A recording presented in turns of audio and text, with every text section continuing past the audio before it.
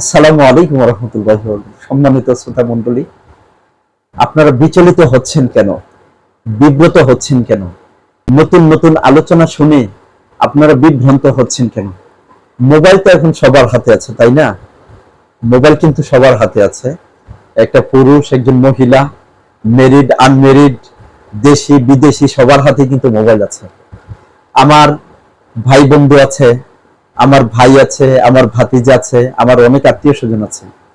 আপনারা মেহেরবানি করে যেখানে যে কোনো জায়গায় আমরা যে কালিমা পড়ছি এটাকে অনেক শায়েখরা অস্বীকার করছে।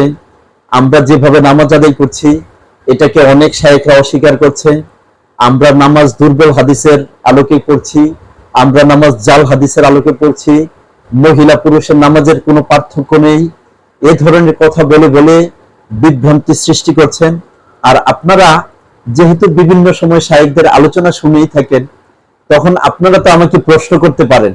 আমি আপনার ভাই হতে পারি, আপনার ভাতিজা হতে পারি, আপনার চাচা হতে পারি, আপনার ফ্রেন্ড হতে পারি। আপনি প্রশ্ন করবেন, আমার মেসেঞ্জারে নক করবেন, আমার হোয়াটসঅ্যাপে নক করবেন, আমার ইমোতে নক করবেন, আমার কন্ট্যাক্ট নাম্বারে নক করবেন। আপনাদের জন্য 24 ঘন্টা আমার দরজা খোলা। কিন্তু সাবধান, নিজের আমলগুলো বরবাদ করবেন না। শায়েখদের আলোচনা শুনে, শায়েখদের আলোচনা শুনে নিজেদের আমলগুলো বরবাদ করবেন না। আপনি নাভির নিচে হাত বেঁধে নামাজ পড়তেছেন, আপনি প্রশ্ন করেন যে হুজুর এটা সঠিক সমাধান কি?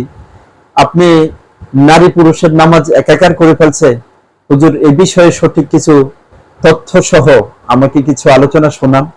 তখন আমি আপনাকেও বলবো যে একটা কিতাব ডাউনলোড করেন, ওই কিতাবটা আপনি দেখেন, আমি এখানে দেখে তাহলে আপনাকে বরাবর দেখিয়ে দিব আমরা কি সহিহ হাদিসের উপর আমল করছি কিনা।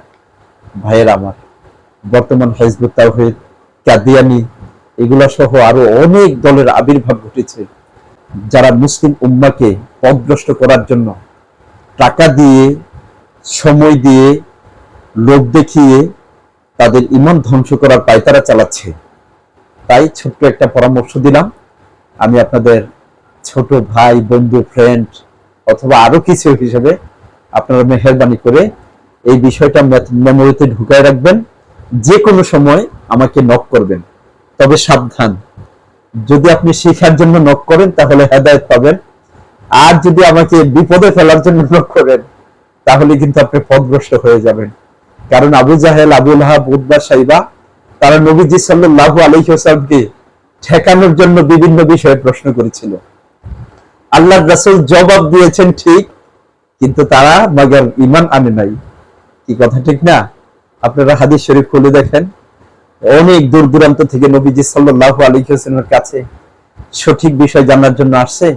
আল্লাহর রাসূল সঠিক জবাব দিলেন, তারা মুহূর্তের মধ্যে কালেমা পড়ে মুসলমান হয়ে গেছেন। আর আবু জাহেল, আবু লাহাব, উতবা, সাইবা ওরা নবীজি সাল্লাল্লাহু আলাইহি ওয়াসাল্লামের কাছে আসছিল ঠেকানোর জন্য। আল্লাহর রাসূল জবাব দেওয়ার পরেও তারা ঈমান আনে নাই, মুসলমান হয়নি। তাই আমরা সকলেই ভালোভাবে খেয়াল রাখবো, পরামর্শ গ্রহণ করে চলাফেরা করার চেষ্টা করবো ইনশাআল্লাহ। যেহেতু আমরা আলেম হতে পারি নাই, মাদ্রাসায় পড়তে পারি নাই, সেজন্য বিভিন্ন জায়গায় আমরা বিব্রত হওয়া, বিভ্রান্ত হওয়া এইটাই স্বাভাবিক।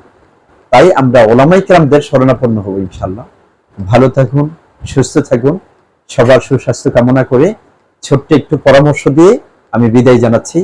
আসসালামু আলাইকুম ওয়া রাহমাতুল্লাহি ওয়া বারাকাতুহু।